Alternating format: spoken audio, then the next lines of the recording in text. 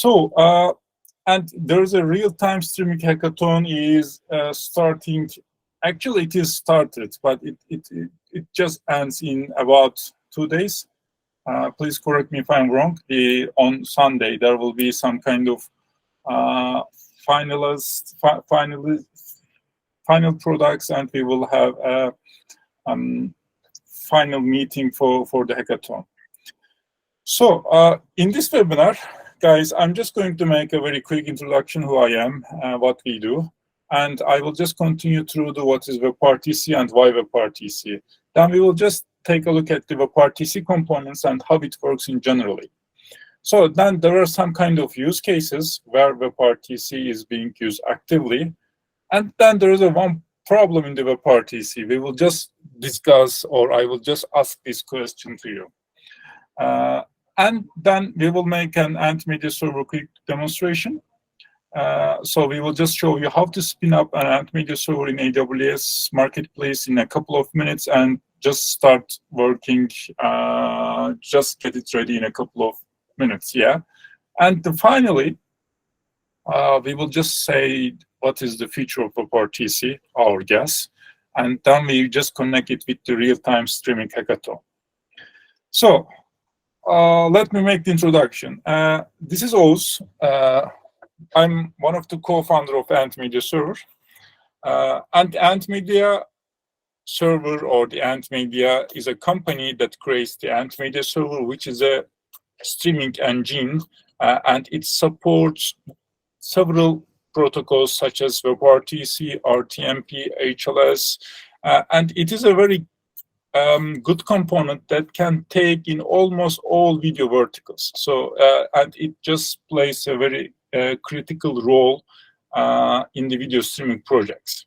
So our motto is to be the WordPress of streaming, which means that we are just creating a product, and we are just creating an ecosystem around the product to make the developers create the plugins about the streaming and sell them and make this game win-win. And at the end, our goal is to inspire the people that there is this collaboration creates a very good value in the world. So, and before proceeding, we again would like to give you coffees, guys. So, Nur, are you here? Do you hear me? Yeah, she won't be able to join today's meeting, but I have the link. I can. Perfect. So, guys, if we are very happy to give you free coffee so that you can enjoy it, or Amazon gift card.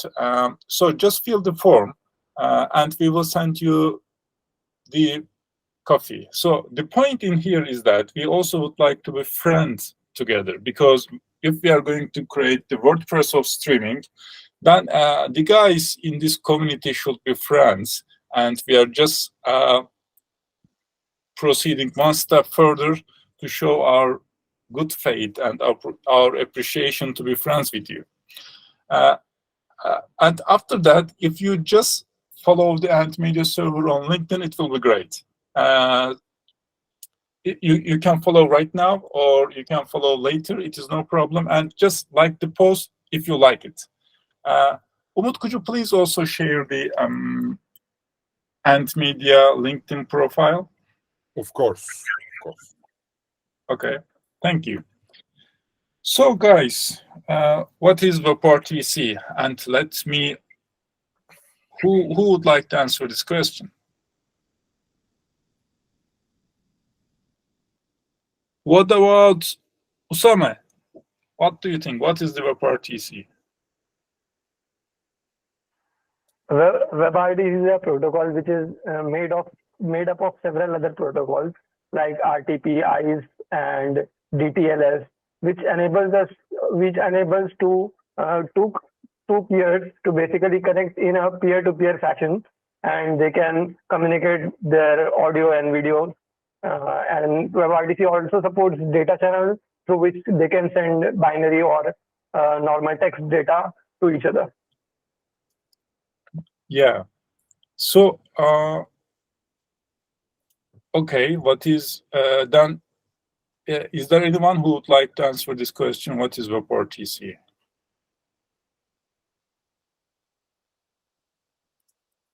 What about Umut? Okay, so to be honest, I couldn't hear Usama, but I have a few words, very basic. It is a streaming protocol which provides you a ultra low latency, which is 0.5 seconds of latency to stream data, audio, and video. Very basic. Okay, so perfect. So it is web real-time communication. It's just streams video, audio, or data through WebRTC. So, and why WebRTC? What do you think about why WebRTC is important and why people generally use WebRTC? So I just would like to ask this question to Burak. What do you think, Burak, for that? Actually, I think it is easy. It is simple. You don't have to install a third-party application to use WebRTC. You can use it with your browser directly. So I prefer using it because of its simplicity. Okay, perfect. So yeah, Ben, please.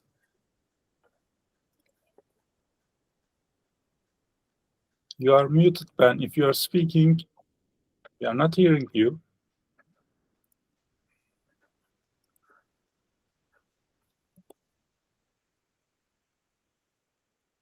So, okay, yeah, Usame, let's proceed. The main feature of WebRTC is that it provides us ultra low latency of the streaming. So the use case such as conferencing and other use cases which requires very low latency, so then the WebRTC is very preferred protocol, and it also provides us encryption on top of it. So we don't have to deal with any other things like that. So that's why it's preferred choice. Yeah, it is. Okay, thank you very much. So, okay, Ben, I got it. Thank you. So, from my point of view, I think why WebRTC answer is that the first is a real-time communication, and the second, it is the web browser support. Because you know that every people just uses web browser. This is very critical stuff. So, web browser, WebRTC is being supported by both mobile and desktop browsers, so it is very critical stuff. I think it has a very good scale, accessible stuff. And the last thing is for me, it is connectivity. So WebRTC even connects between the nodes, between the web browsers, as in this image, even if they are running in a very local private network. Not the private, it's a local network. If it is behind the network address translation, it still get connected. So this is my opinion. Real-time communication, web browser support, works in mobile and desktop, and the third one is the connectivity. It provides connectivity even in hard cases. So is there anyone who would like to add something for this stuff? You are welcome. So here is the WebRTC components. So guys, as you see, there are a couple of things in here. So in WebRTC, generally the goal is to connect this web browser, this application running on the laptop that is running on the left, and with the mobile browser running which is on the right. So the point is to have a real-time communication between the laptop and the mobile. So this is a peer-to-peer connection. So the data, audio, video, or data is just streamed through these two stuff, and the latency in a very low latency in real time.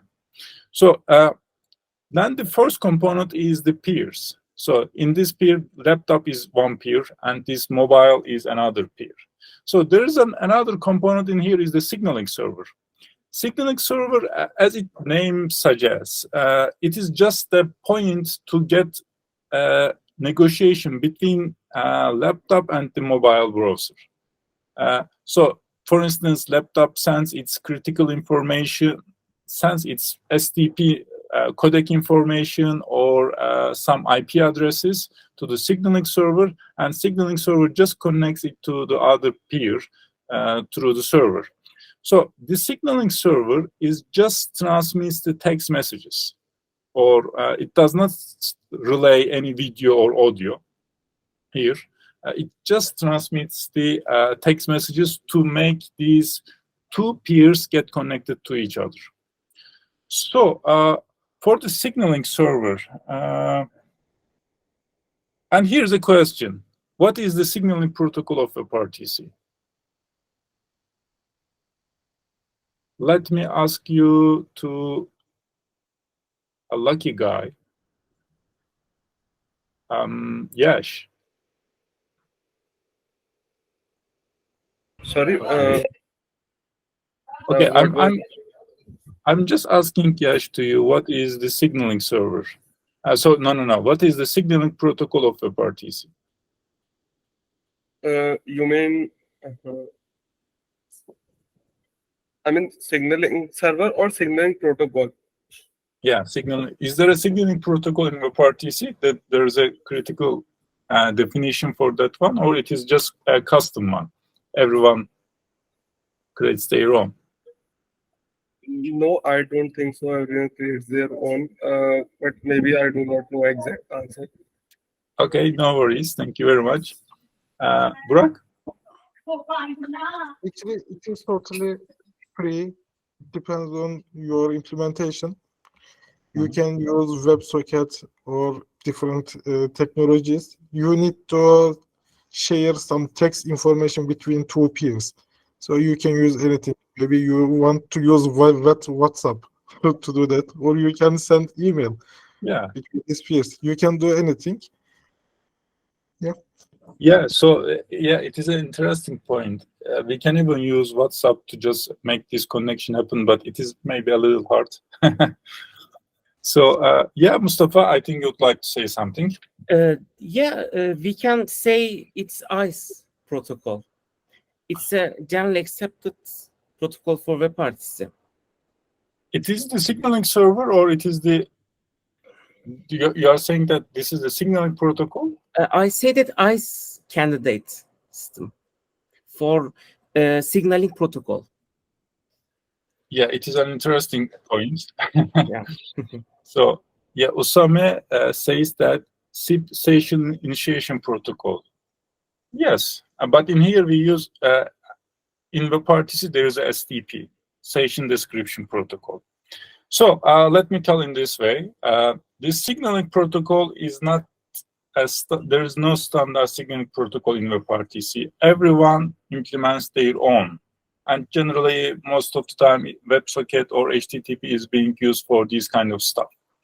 And the other point, as you mentioned, is the candidates, ICE candidates. So, which means that in order to make the laptop and the mobile get connected to each other, they need to know their IP addresses and their accessible things. In order to do that, for instance, this laptop asks the STAN server, let me know how can I accessible in the internet. Gets this information from the STAN server and sends back to the signaling server.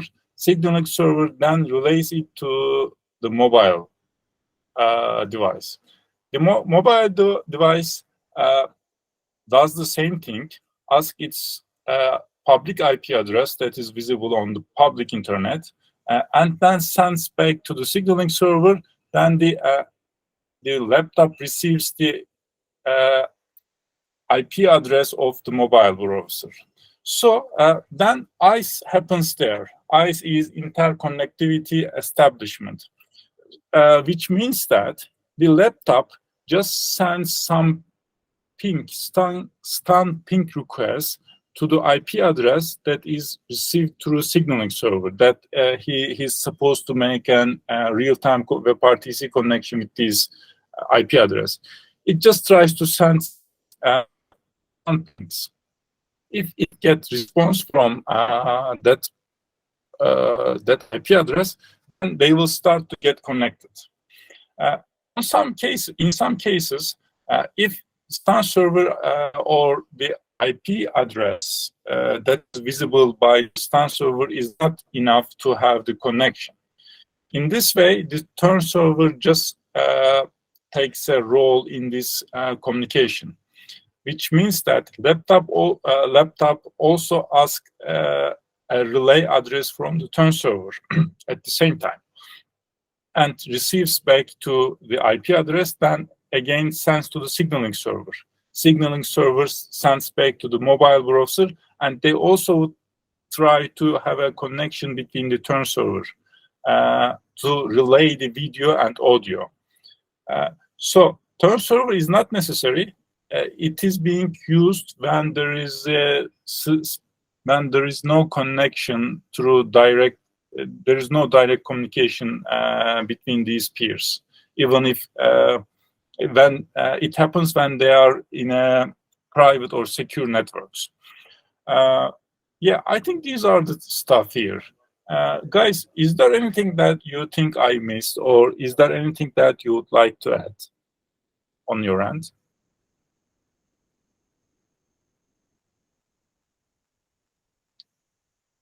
Any guys? Anything would like to add? Okay, then let's take a look at the flow here. So the signaling channel is the signaling server.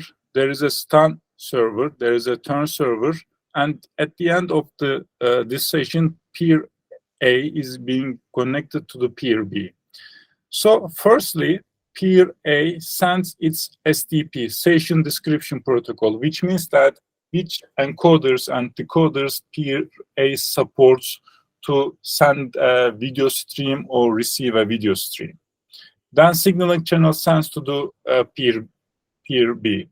Then peer B answers with another session description protocol. It sends the answer, and this answer includes, yeah, I can support these codecs and the number of WebRTC tracks or some stuff, so that they, at this stage, they will just know which tracks is going to be sent and the encoder and decoder parameters here in the SDP session description protocol.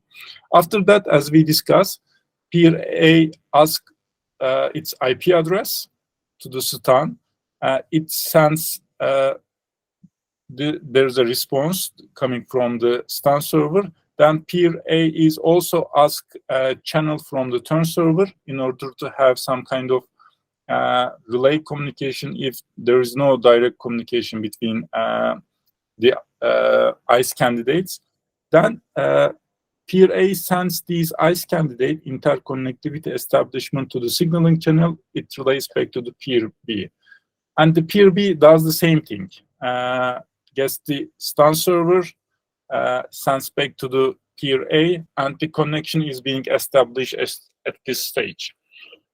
So this is basically how the WebRTC communicate, how WebRTC works, how connection is being established in WebRTC. So here are some use cases for WebRTC, and maybe I can. As you guys imagine, there is a video conferencing. WebRTC is being used video conferencing right now here. It can be used online gaming. It can be used in live broadcasting. It can be used in customer support. It can be used in remote collaboration or some similar things. So I am having a question. Yeah, John? What if there is no stun server? Generally, we see in the JavaScript SDK, there is a link which refers to Google link. Having the stun configuration is there. The link is there. So what if there is no stun? server. So will it be direct communicated to the peer or what happens?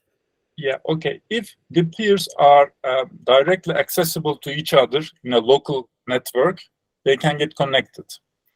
On the other hand, if the peers are behind not in a local network, in different networks, it cannot get connected. Stan server is critical when the peers are in different local networks, so that they can reach to they can reach other they can ping each other with these IP addresses. Is this an answer for your question? So if we are not in a local network, if we are not in a local network, right, and we don't have a STUN, so how will they be able to communicate to each other? Okay, they will not. It will not. Or they will just use turn server in peer-to-peer communication. So one more confusion is there. So if we remove that STUN server from our SDK, then you mean to say we will not be able to connect to each other, right? Yeah, for peer-to-peer connection. On the other hand, if you use Ant Media server, sometimes you don't need Stan server, because the Ant Media server has a public IP address and it is accessible directly from the peer. In these cases, you may not need to Stan server, but in the traditional WebRTC communication, the devices are different networks, local networks, and they are just they just need to get connected through the internet. They need to have some Stan server. Okay, I got it. Actually, few years back, I have faced such issue for some projects where I used to get the black frame. I used to get only the black frame. So this is just because of a stun and turn server, right? Maybe, or there are some other issues as well. Okay. Thanks, Oz, for that clarification. My pleasure. So yeah, team. Yeah, I just wanted to understand with the signaling because, like, for example, what is actually transmitted and received? So is it possible, if you already knew the IP address or certain details of the other peer, could you just connect directly without the signaling server? So yes, if you know its IP address directly, and there is some other communication, you can just send the things directly. So just let me show you something. Let me stop sharing this one and share another one. Also, I want to add something. I think while you connect to the Stan server, you open some ports, I think, and for the Stan server communication. And those ports are used by the WebRTC then, I think, according to your network address translation type. Yeah. So in here, there is a WebRTC communication between these peers, and these peers have just direct access between each other. So there's a direct communication here. You can just check this sample. This is the famous WebRTC samples. There are some kind of good scenarios here.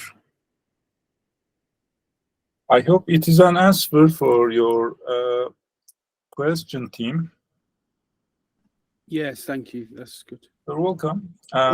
Also, maybe we can show Ant-Media samples and we can show how the SDP, what is the SDP and ICE candidate. We said that they are text messages. Maybe we can show what are they. Okay. So then this is the Ant-Media WebRTC samples. So, okay, let me start then. This is the WebRTC publish page. I will also make this demonstration at the end as well. So when I click the start, okay, so inspect, console, let me make it. Okay, so we don't write the signaling parameters here. I think, Burak, did you mention something else, or I'm doing the correct thing? You did the correct, but I think it's log level is debugged, so we couldn't see the ICE candidates from the console. Actually, as we said, that they are text messages. Actually, I want to see their structure. Okay, so then we just make a quick Antmedia demo, and we will just do some more things later. So let me switch back to presentation. Introduction to WebRTC. Yeah, here's the question. I'm asking to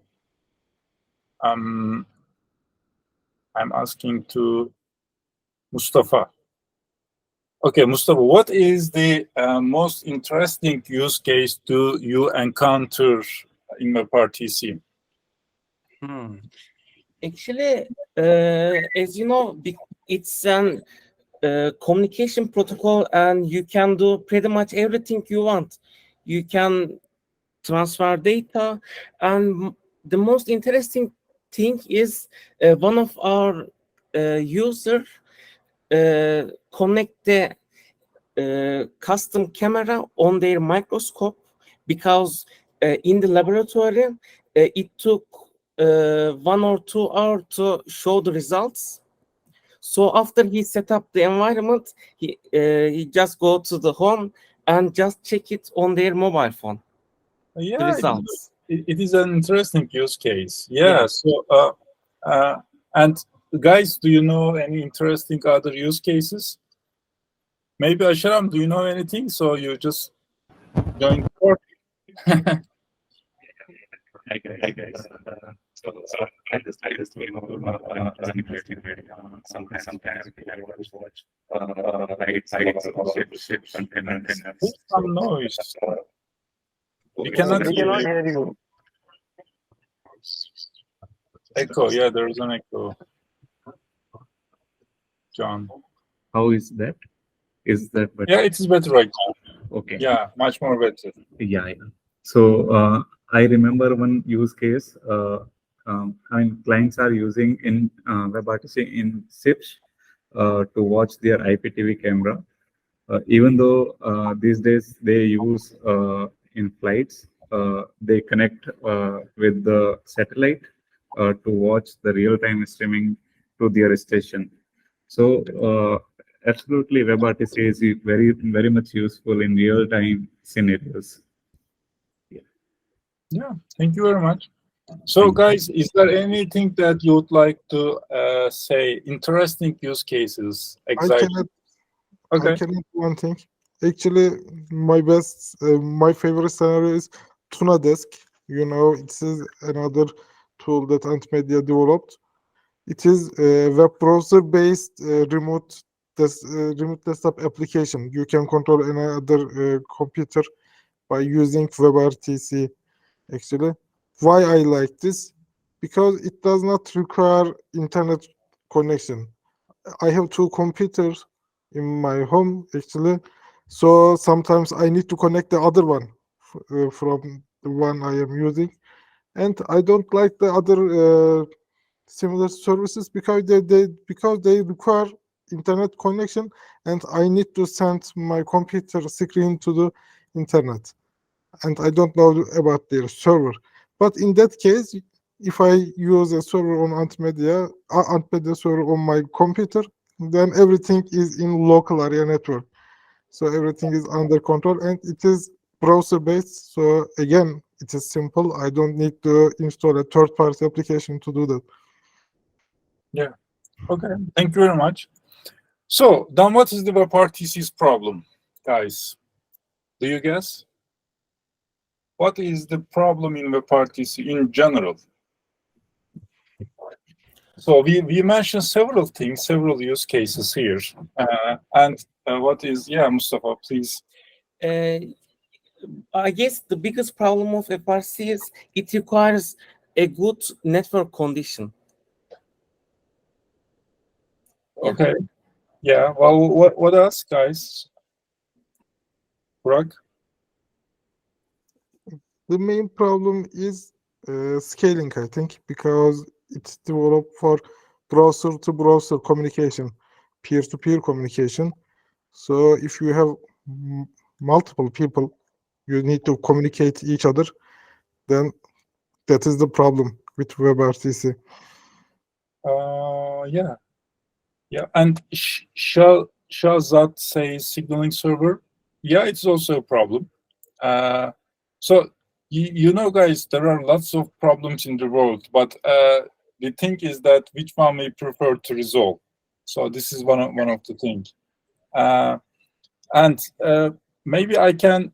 Is there anyone who would like to make a guess? Or all of them are the problems. You're right, guys. But I will just point out something interesting and resolve. Maybe bandwidth, maybe quality. Yeah, bandwidth is also something that's a problem.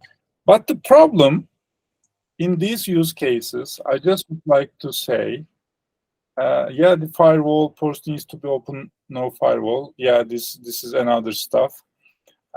So in here, guys, just I would like to have a better picture. So this is a peer-to-peer communication. One connection, there's a one connection between these things. But when we take a look at these use cases, there are lots of guys here. In video conferencing, if it is a peer-to-peer communication, then there is no resources for streaming back to tens of thousands of users or something like that. In this perspective, or specifically for the end media, it is the scalability problem. The WebRTC cannot build to scale. Even if you implement the signaling server is a problem, firewall is a problem, or some other things is a problem. Even if we resolve these things, there is still a problem in scalability.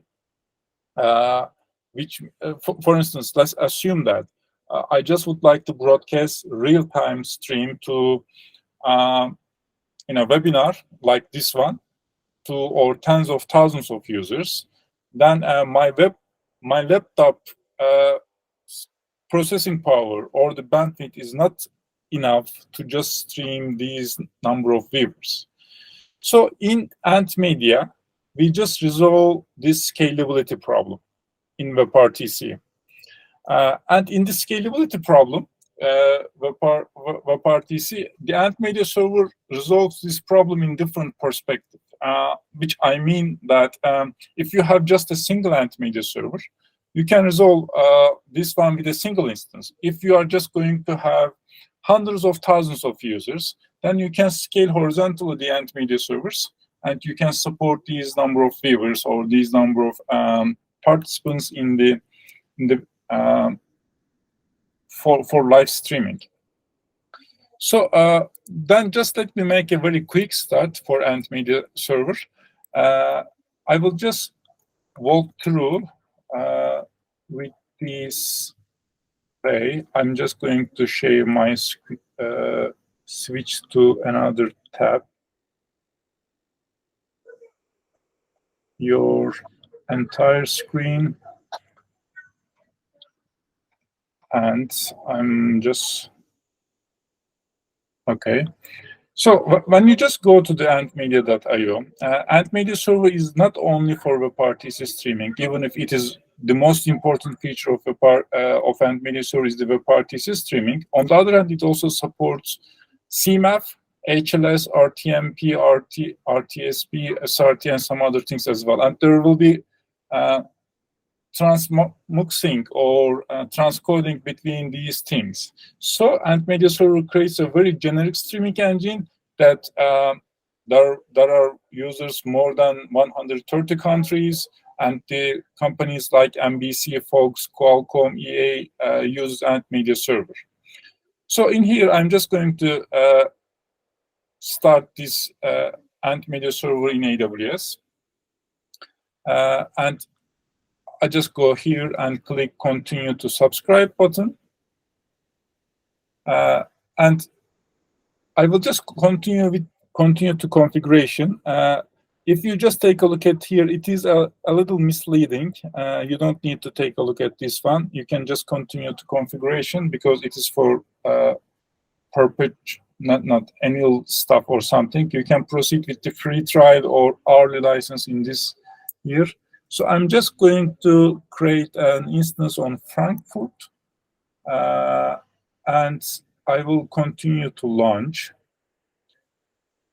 And I will launch from website. I will choose the C5X large, and I will just create a new based on seller settings for your reference. So let's say quick start of and media server, quick start security group. So click save button,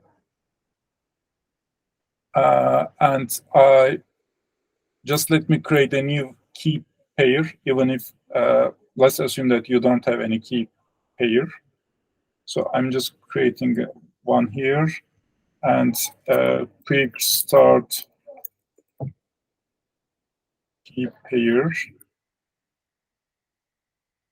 So it is just downloaded here. I just go back to here and refresh this one and choose quick start key pair and launch. So it seems that the stuff has been launched, and I'm just going to here to see that. Yeah, it seems that it is working. And just and in here, when I click the usage instructions, it says that the server, no need to install anything, everything is ready, it is already installed.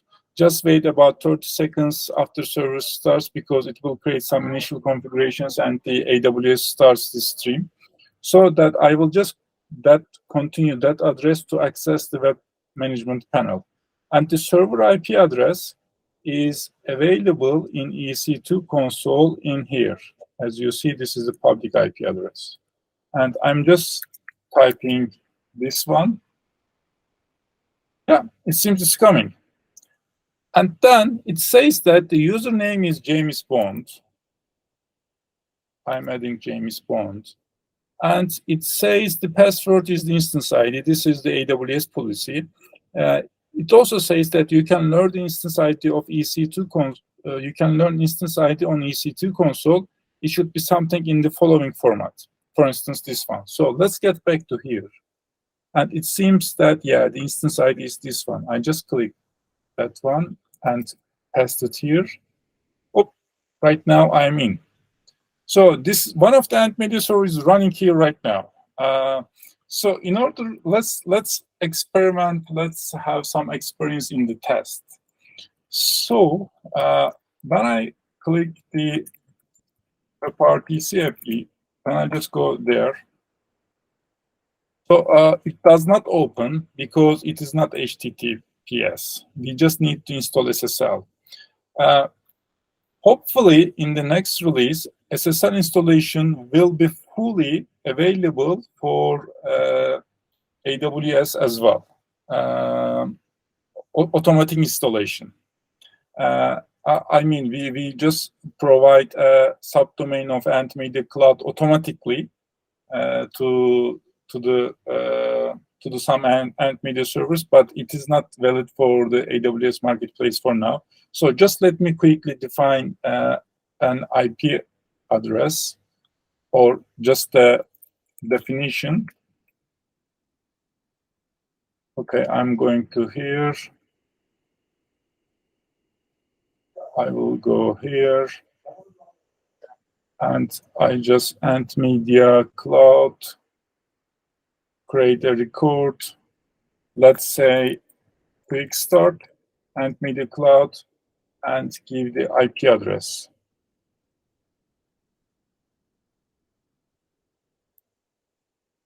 Okay, and click it. So let's check if is added quick start and media.cloud. Yeah, it seems that it is already working. It is very fast. So I'm typing the quick start and media.cloud here.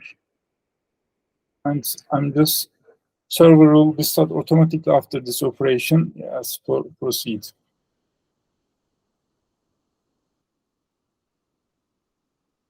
So it is arranging the SSL stuff in the backend side, and it will install the SSL in a very short time. So this is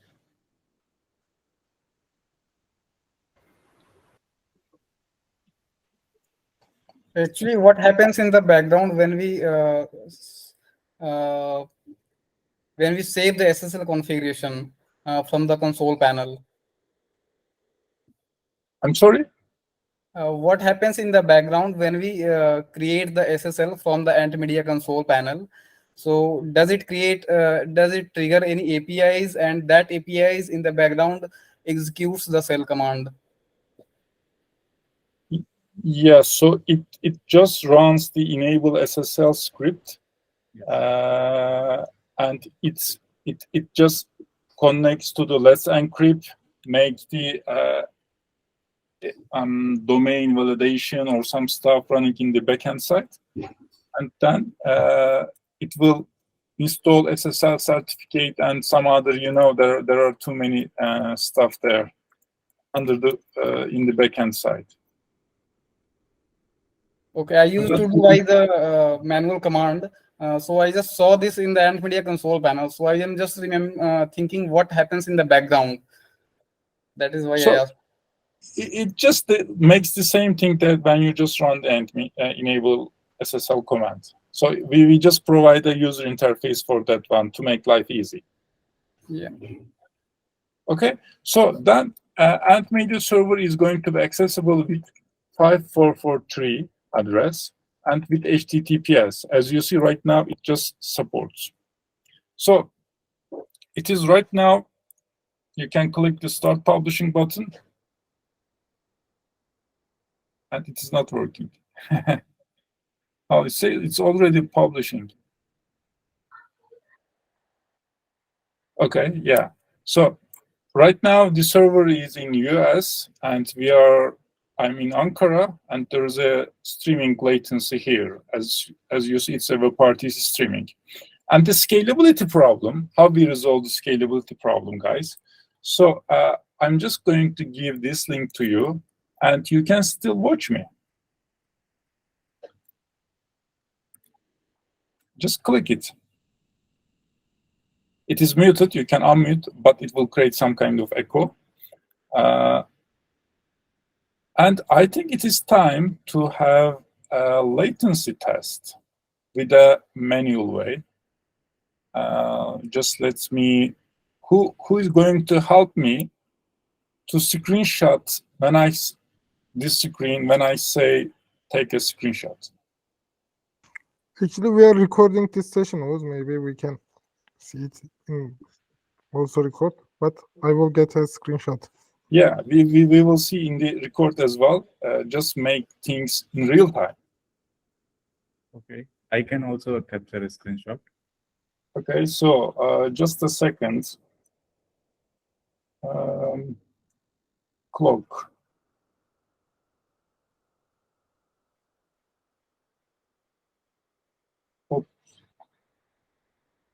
Okay, so guys, you can take the screenshot.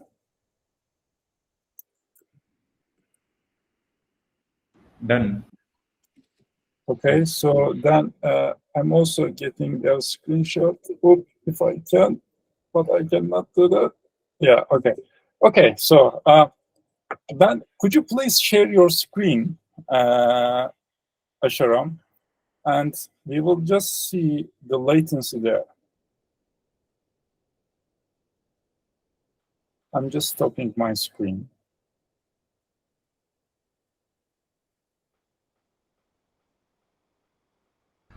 Just permission issue.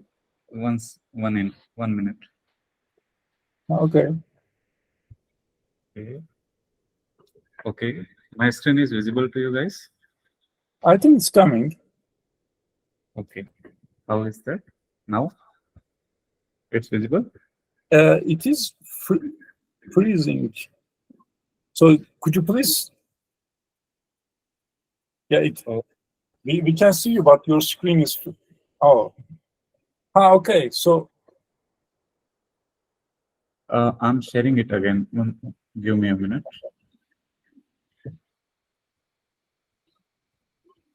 Okay. I hope my screen is now visible to you. Yeah, it is visible.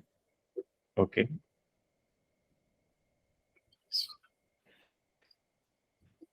And what is the screenshot?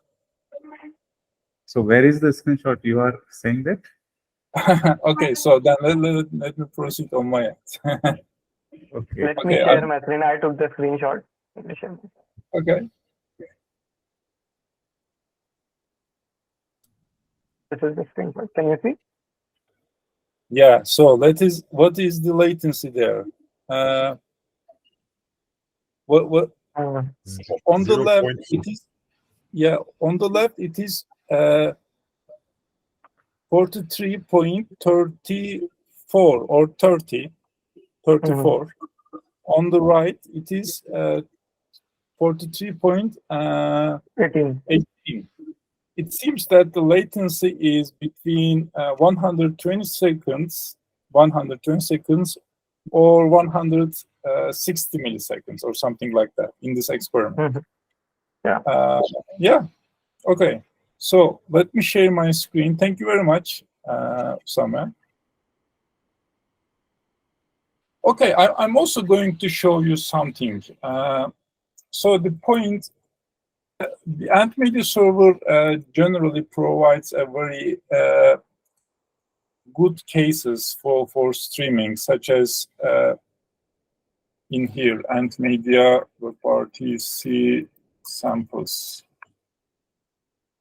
So when you take a look at these samples, you can see that you can publish with WebRTC, play with WebRTC. You can use virtual background, and for instance, we can just click this one, and the background changes. You can use in your conferences, and all these things are available through SDKs.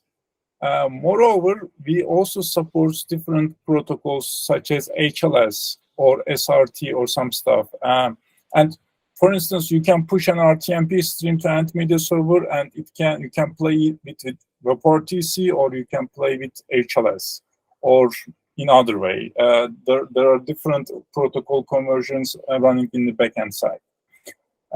What I'm going to show you is this one.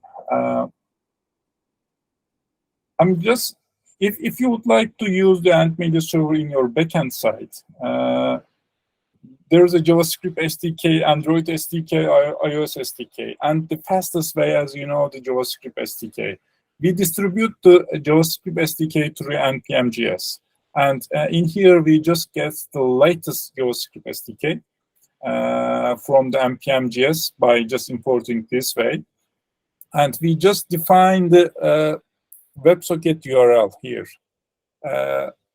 testantmedia.io. I can even change to quick start Ant Media Cloud. And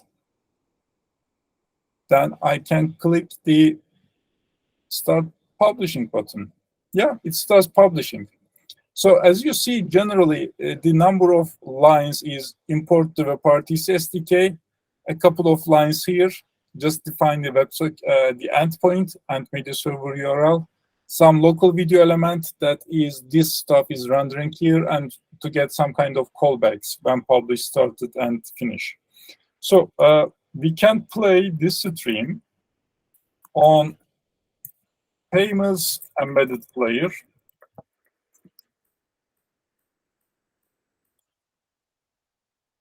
That combination, then I just need to use HTTPS. Yeah. So I programmatically publishing a stream to the end media server through JavaScript SDK, and right now it's playing. Let me give you another sample. These samples are accessible, by the way. Hey Ahmed, I have a question. Sorry to intervene. I have seen your Android SDKs and this web SDK as well, but there's a use case which I was building some application for a project. Do these SDKs provide the local recording? I mean, suppose if the session is going on, right? So I'm taking a scenario of we are recording the sessions. We are an emergency recording company. I mean, we record the sessions every, we are very critical in recording like every second of the session going on for the critical incidents in USA. So what is the thing that suppose in some regions, internet may go off. So at that time, the publishing stream may not be reaching the servers, right, and media server where the recording happens. So in this case, we have to start our local recording. And now we are using the WebRTC SDKs of yours, right? So is there an API somehow we can have that part of the session during which the user was not able to access the internet, but we want to have that recorded on the local phone or local device, so that later on we can tailor it to the by retrieving the stream from the end media, and we can just stitch that part of the session locally as well. What happened, because maybe some accident happened in the USA where insurance we have to provide that insurance to the insurance company. Our customer was recording that session of the accident, and suppose internet went for some seconds, right? We don't want to miss that part. We just want to stitch that part later on. So do we have that capability in our endpoint, SDKs, so that we can record that part of the session where the internet was not there locally as well? Do we have that capability in our SDKs, or how we can achieve that? Yeah, once we implemented this feature to one of the, especially Android SDK. On the other hand, these kind of things are hard to maintain because in every step we just need to patch some things, and most of the things are changing when we upgrade the WebRTC stack. Which means that it can be doable, but we just need to make some implementation, or we can even think of making this implementation together. Okay, then I will reach out to a different thread, because there is an Inquire application which runs on Android and iOS. And we are making those features for a long time with these streaming platforms. Yeah, sure. I will reach out to you differently. Yeah. Okay. Thank you, Ahmed. Thank you. My pleasure, Varun. So, guys, as you see, we still publishing here, and then when we just click the Start Playing button, it will not play. Yeah, we just need to change the Quick Start and Media IO. Cloud, or I think not IO, cloud. Yeah, you're right. It is cloud. And when I click, yeah, it's playing. So programmatically right now, I'm playing the stream through JavaScript SDK. As you see, how many lines, just importing this one, giving that URL. This is the render stuff, remove video stuff. This is the callbacks. There are too many callbacks, but I just implement play started and play stop. Even I don't need these things, because I see that it is playing. So I just remove that one.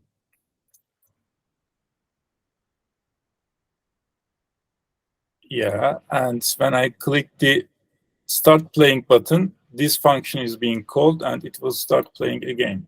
Yeah, as you see. So I just click the Stop Playing. Let me get back to, yeah, it is a very quick start of Ant Media Server in AWS Marketplace and through JavaScript SDKs. So, and the final stuff is the feature of WebRTC and real-time streaming hackathon. Then what do you think, Umut, about feature of WebRTC? I mean, we are organizing hackathon for this, and we have participants in these hackathons. And I am guessing that we are building the future all together. All together. Okay, well, then what is the future? Yeah, we are, okay, I agree with you. Is there any other guy would like to say about the future of WebRTC?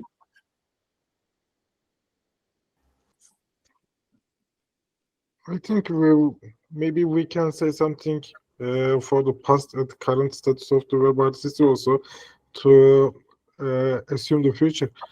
The one good thing with the WebRTC is that I think it is a well-supported protocol. It is supported by a Google team, so it is updated continuously. Sometimes I think that there are some protocols which offers ultra low latency, but they have support, lack of support. But in WebRTC, this is not the case. So it has a good past, good current status, and I think it will be supported in the future well. So we need to make things on top of it. Yeah. So then just let me give you some info. For instance, I just told some guys in AWS partnership, in in-person meetings, in some of guys in the streaming industry or some things, because you know that we are just working with WebRTC. It is, if we say that the future is WebRTC, it does not make sense too much because maybe we are not very objective because of the product that we are creating. But when I talk with the guys in the streaming industry, there are some in AWS or in different places, they say that the latency will decrease in the traditional streams, and the WebRTC is going to be the mainstream in the streaming. Because when you just take a look at the trends, you will see that the first trend in the video streaming is the interactivity. In order to have interactive streaming, the latency is critical, and WebRTC probably rules the real-time communication in the world right now. And as Burak mentions, Google and the other guys are just behind that one because their ecosystem is just getting connected to Chrome, WebRTC, and some other stuff, or Firefox, or the similar things. So, guys, what I would like to say in here is that when you just take a look at our About Ant Media page, we have a mission or we have a purpose to make the live streaming having more democratized and making the interactivity as a mainstream, because it is already going there. And while we are doing this one, we just would like to create win-win partnership for everyone that will be in this journey. Ant Media Server is already being used more than 130 countries. And it is time to collaborate more and to make the Ant Media Server WordPress of streaming. And there are a good number of applications running in the streaming industry, and you can sell the things on the Ant Media marketplace that you build as a specific applications, as a specific plugins. You can both make the WebRTC as a mainstream. You can make this win as well in revenue perspective. And moreover, we will just inspire the other people in the world that when people get collaborated together, they can create very exciting stuff and they can resolve most of the real world problems together. So we are inviting you for this opportunity, for this journey. And for this journey, we organize real-time streaming hackathons. In these hackathons, you can create applications, plugins, and you can sell them on the Ant Media marketplace. And if you don't have any idea which application or plugin that I'm going to create, we have some ideas because there are already customers are waiting for some cases. So we are just inviting you to join the real-time streaming hackathon. Also, you can join us in the LinkedIn, or you can join us in other ways as well in business perspective to reach that goal and to inspire the people all over the world. Lastly, we are about to create a kind of ecosystem. Right now we are already creating the ecosystem in Ant Media. So questions, answers, customers are asking questions, customers need some kind of spatial development or some stuff. We are happy to share this information with the developers. So if you just join this journey, you will see that there will be some kind of other opportunities that some Ant Media server customers are asking, and we don't have the enough resources to respond all of them. You can take advantage of these opportunities and make this game win-win in this perspective as well. So this is the end of my presentation, and thank you very much for joining this meeting. I think it was a good stuff, and I hope you will enjoy your coffees. And lastly, if you have any questions, please raise your voice and we can discuss. I just wanted to hop in for a moment, if that's all right. My name's Ben. I'm a co-founder at Direct AI. We just released a plugin on the Ant Media marketplace for computer vision. So we do live stream object tracking on top of WebRTC streams. So super excited to collaborate. Unsure if I'll be able to make the full hackathon this weekend, but we're very interested in helping people identify objects, track them, do things with objects on top of live stream video.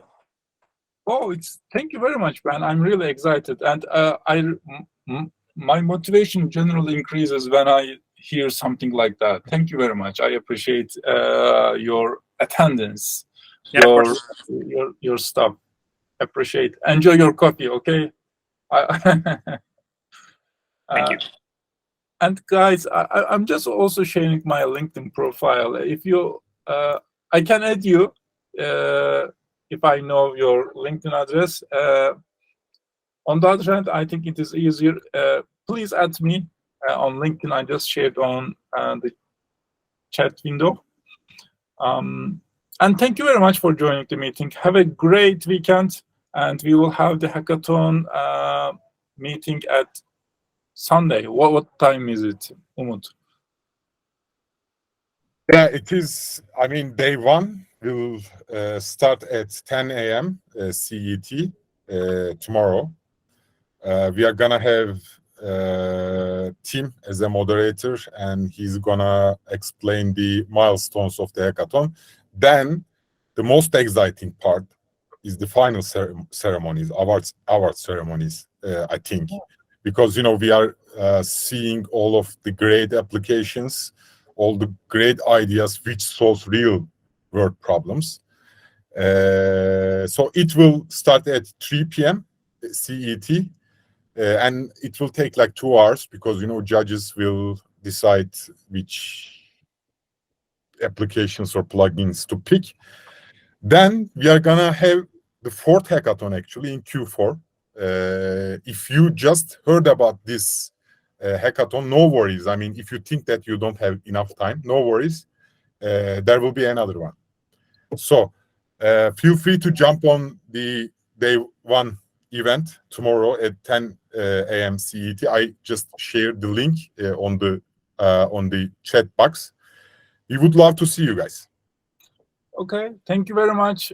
And guys, if you take a look at the About Us page, and if it resonates you, let's schedule a meeting to discuss what we can do further.